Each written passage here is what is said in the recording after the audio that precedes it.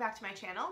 So it's been a while since I did a vlog and I wanted to start this new series all about Happy Mail, and I thought that for the first introductory video, doing a vlog would be the easiest way to sort of explain everything to you guys. Also because I don't have anything physical to show you for this video, so I can't really just, have the camera down on my hands. Actually, first, apologies for the background. I forgot. It's been a while since I've done a vlog, and so I forgot that this is also the place where I like to film, and so I put up all of these task lists and to-do lists behind me, and yeah.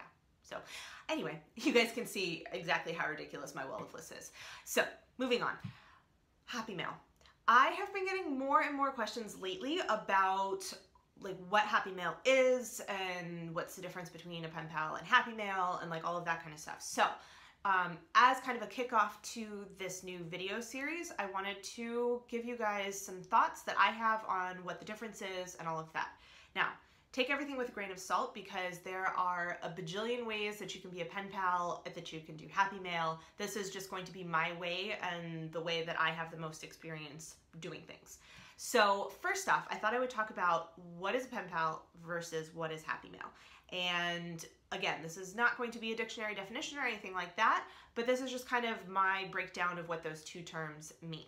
So a pen pal is going to be the person, and pen pal is a term that we use in the United States. I think in the UK they say pen friend, some people might say correspondent, something like that, but for us we usually use pen pal, and that's just the term that I'm most familiar with, so that's pretty much what I use. And so the pen pal is going to be the actual person that you are in contact with, whereas Happy Mail is going to be the thing that you send. Now, there is a little bit of a distinction because originally a pen pal is somebody that you're going to write a letter to, whereas Happy Mail, there's this expectation and there's this kind of common practice of sending more than just a letter with your mail, basically. So I don't actually have any idea who coined the term Happy Mail, but it's pretty common in the stationery bullet journal letter writing community as far as I can tell. It's one of the most common terms that I've heard of, and it basically, my understanding of it is you send people things that you think they would like, that you think would make them have a better day, make them smile, what have you. But I will say that with all of the people that I am pen pals with and that I send Happy Mail to, there is a range of letter to stuff ratio. So there's a range for that. So for example, I have certain pen pals where I basically will just send a letter because, we've become friends, and so we catch each other up on our lives, see how things are going, that kind of stuff. I usually will include something else in the envelope, but it's not necessarily going to be as much as for a pen pal that we do more Happy Mail style exchanges. So on kind of the low end of things, I usually will include a little bit of washi tape or some stickers, or I don't know, Post-it notes, something small. If it's somebody that I traditionally just write a letter to, I like to include something. If it's more on a actual Happy Mail exchange kind of thing, then that the kind of thing that, or the kind of things that I'm going to put in the envelope, or sometimes even a box, is going to differ. So sometimes it'll be stationery, so blank stationery that they can actually write letters on. Washi tape and stickers, obviously that kind of is standard. And sometimes for certain pen pals, I'll include handmade journals in different sizes, and maybe a notebook if I saw something. It kind of depends. I tend to keep it to things that I can still fit in an envelope, just because I live in Europe, and so shipping to a bunch of different countries around the world can get kind of expensive.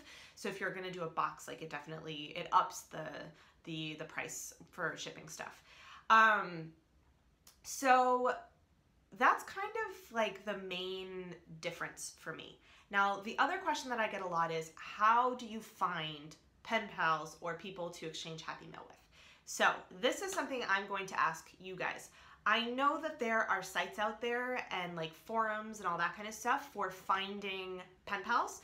I've heard of one from a friend for postcards, and I'm sure that there are others. However, I personally do not use them, so rather than me going on and Googling random sites, if you guys have a site that you use, that you like, that you've had good, good exchanges with the people on there, could you guys leave them in comments, and I will try and figure out how to either, if there's a bunch of comments, then I might write a separate comment and pin it up at the top with all of the different sites that are listed, or if I have one that's pretty comprehensive, I'll try and figure out how to pin that up at the top so that you guys can see different sites, because personally, I've never used a site like that.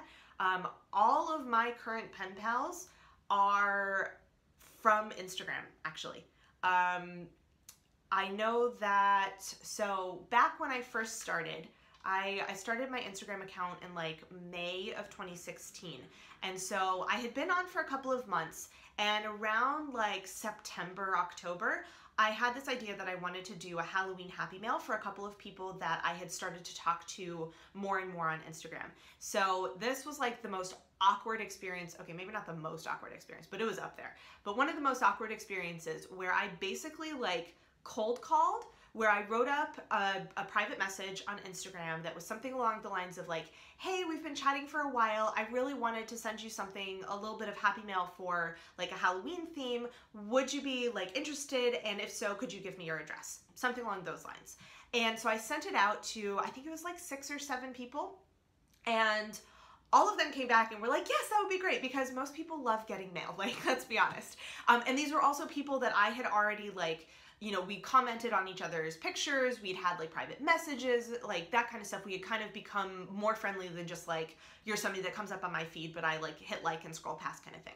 So that was how I initially found pen pals. I've also had people that, for example, when I first started lettering, and I don't even remember how this happened, but I was posting something about lettering, and I was like experimenting with different things, and somehow I got into a conversation with Haley of Haley's Journals. I've talked about her on here before, and we got to talking somehow, and so basically I ended up making her a little like A6 size print, and like that was how we became pen pals. And so we've been passing letters back and forth, and like we chat off Instagram and like that kind of stuff. So a lot of times it'll start with like, you know, we actually hadn't like really had that many conversations before we became pen pals. We like, you know, followed each other's accounts and liked each other's pictures and that kind of stuff. But it was that, whatever that moment was, however that happened, that like started the whole process. And since then we've become more friendly. So that is kind of the way that I go about finding pen pals. I have actually every once in a while, there'll be somebody that I like look up to in the community who's like, oh yeah, I'm looking for pen pals. And every once in a while I might message and be like, hey, like I would be interested in being a pen pal with you. I think we have a lot in common, like this, that, and the other. I've had people contact me to do that, and I try and say yes as much as I can. I know that in the past couple of months, I've had to say no a couple of times just because I'm so behind on the pen pals that I already have, and like with my masters and everything, I just didn't have time to do it.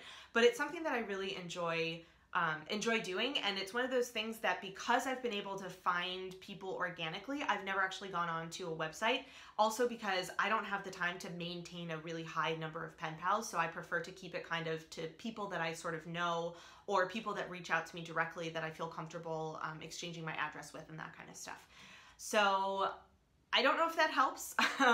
Like I said, I really hope that there are people on here. You guys will leave comments so that I can pin some sites if you're interested in looking for pen pals that way.